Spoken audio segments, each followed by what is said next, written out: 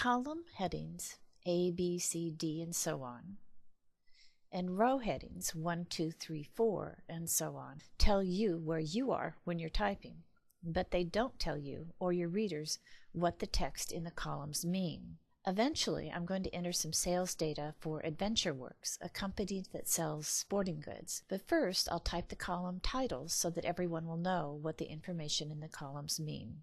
I'll place my cursor in cell A1, and my first title is Product Category.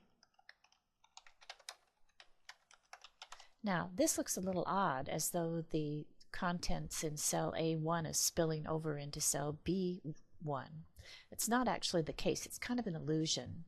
And I'll fix how this looks after I've typed the rest of the titles. I'll press the Tab key to move to cell B1 and type the next title, which is Customer Name, Tab, Sales Amount, and Tab, Year. Now to fix this, the first thing I need to do is to select all the cells that are affected. So I'll place my cursor in cell A1. I'll depress the left mouse button and then I'll drag. The next thing I'll do is move my cursor up to where it says Cells, then Format, and I'll click the arrow on the Format and move the cursor down to Auto-Fit Column Width, which simply means that Excel will make the columns the right size. If you'll keep your eye on the column titles, I'll go ahead and click this and you'll see what happens. Excel has made the text fit into all the columns, and so now it's readable. Next, I'll show you how to format the titles.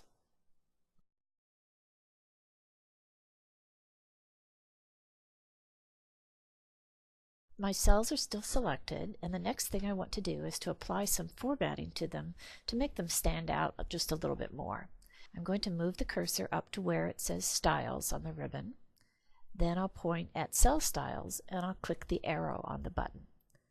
What I've got here is a gallery of different kinds of styles that I could apply to the cells. The nice thing about the gallery is that I move my cursor over a style, you can see it in the spreadsheet and get a preview of what something would look like before you pick it. First of all, I'm going to try heading 1. Now if you look at the cells A1 through D1, you can see the style applied. It looks a little big to me. I don't think I want it. But by the way, if you did choose this style, it would be easy to once again change the cell width so that you could read everything in the cells, because the style's so large it's making the text bigger. I think I'll try something else. 60% accent 1. If you look in the cells, that's okay, but it's a little pale looking. I'm going to move the cursor down one more in the gallery and try accent 1. I think I like that. That just about, it's kind of bold but not too much so. So I'll just click accent 1, and there I've got the formatting in my spreadsheet. One last thing I'm going to do is I want to center each title within the cell, and there'll be very little change because right now these columns aren't very wide, but I like to center them, and also an awful lot of people center things, so this is a way to show you where that button is. I point the cursor to Alignment, and then up here to this button, which is the Center button.